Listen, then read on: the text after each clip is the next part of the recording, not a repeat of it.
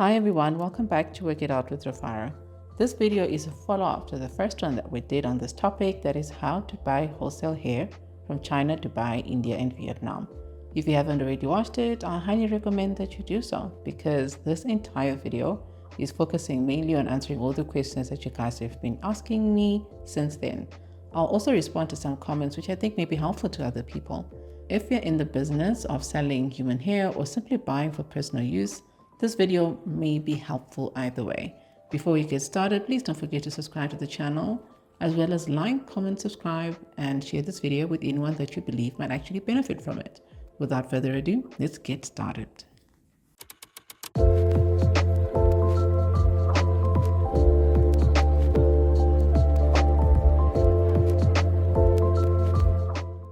So the first question that we're going to go through is based off this comment. It says, thank you so much for this informative video. It was wonderful. Now, forgive me if I missed the answer to this question. If you receive good quality samples from a wholesaler, then send you bad batches in your initial order. What is the best way to handle that? All right, so handling a situation where you receive bad batches after receiving good quality samples can be tricky. This just doesn't apply to the hair industry. It can apply to any type of industry where you're essentially going to be importing a product or buying a product from anybody else. Essentially, you're not making this product yourself. But anyway, here are some steps that you can take that can help you with this. So the first thing that I would recommend is that you need to document everything. Take clear photos of the bad batches and note any discrepancies compared to the samples. Then keep records of emails and any communication with your wholesaler or supplier. The second thing is review your agreement. Check the terms and conditions regarding quality and returns in your contract with the wholesaler. This will give you a foundation for your discussion. And the next step is that you need to contact your wholesaler, you need to contact your supplier. Be professional and clear about the issue. Share your documentation, your images, and explain how the received products do not meet the quality that you expected based on the samples. And then after that, request for a resolution. Ask for a replacement of the bad batches or a refund. Be specific about what you want and how you hope the issue can be resolved. And push comes to shove, negotiate. If the supplier is resistant, reluctant in any way, negotiate for a compromise, such as a partial refund or a discount on future orders. And then consider future orders. That's the sixth step here. Assess whether you want to continue working with this supplier. If the issue persists, it might be worth looking for alternatives. Seventh, follow up. If you don't receive a timely response, follow up with them. Persistence is always a good way of getting resolutions, in my opinion. And then the last thing, of course, you need to learn from the experience. Use this experience to set clearer expectations and quality checks for future orders. And handling this entire type of situation professionally and calmly can really then help you to develop a better relationship with the supplier, and you might actually end up getting a better resolution to the one that you expected. And when it comes to hair, always remember that the hair that you're going to get is never going to be really the same. However, the quality of the hair in terms of its durability, shedding, and all the other good stuff that we usually take a look at, now that's something that you definitely need to pay attention to. The next topic that we're going to take a look at is harvesting and collecting human hair. So there's a comment here that I found very fascinating. It's from Waiting for Friday.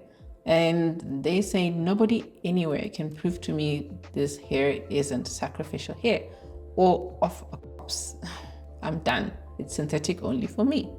All right, so as mentioned in the last video, the human hair industry is not regulated. So a lot of things that would normally raise eyebrows in terms of business practices are just ignored.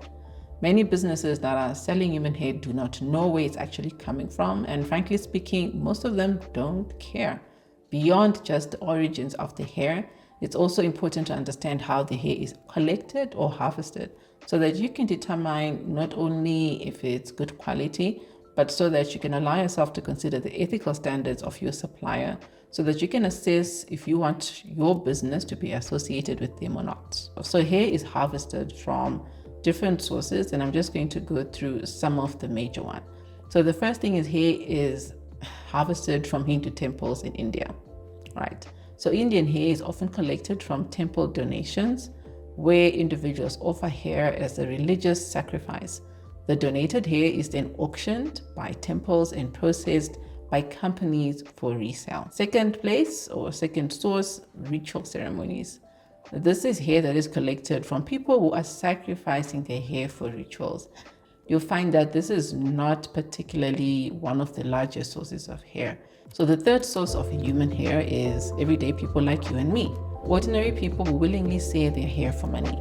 Many of these people live in poverty and end up selling their hair for as little as $2 just so that they can pay for tuition, medical bills, so that they can buy food for their families and other basic necessities.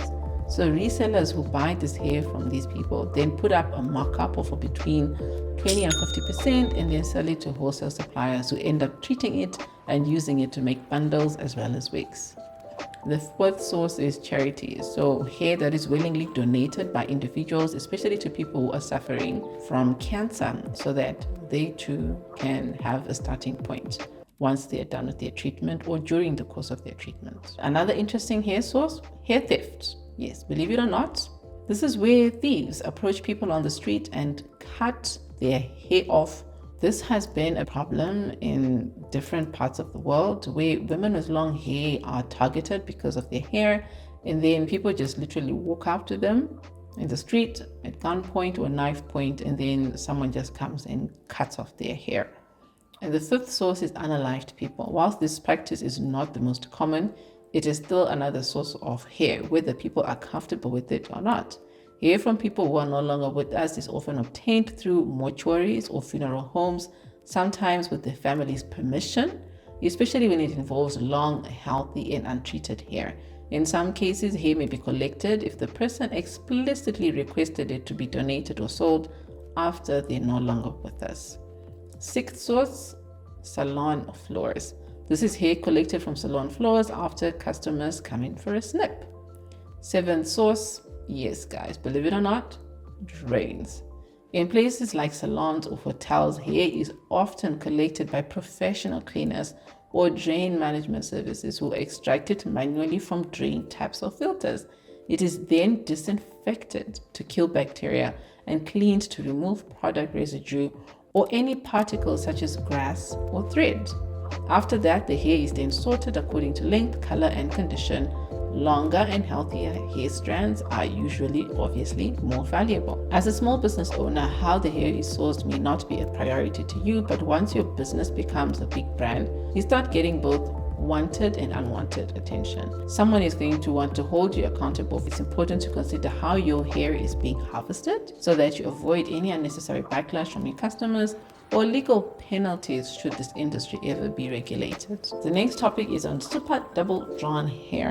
This one is from Standiva or Stundiva. I hope that I'm saying that. Anyway, the comment says, thank you for this video. You never mentioned anything about the super double drawn hairs. Most people think that's the best type of hair. How true is this, please? Thank you.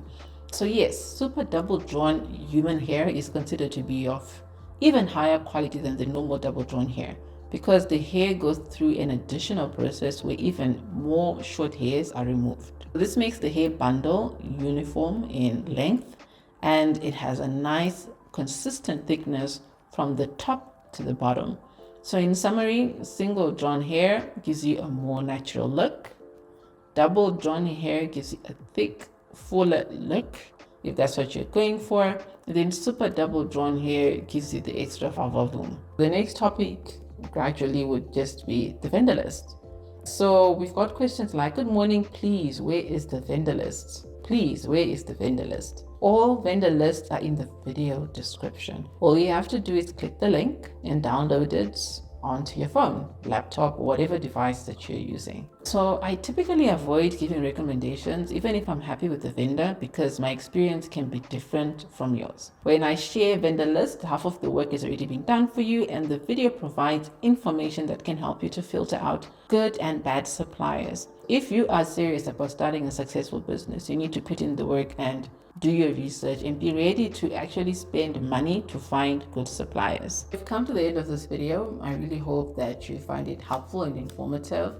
These were just a few of the many questions that I usually get. So if you like this type of video, just comment and let me know. And also just put in your questions in the comment section. Thank you so much, guys. I hope that you enjoyed the video. Don't forget to comment, share, and subscribe. See you on the next one. Bye.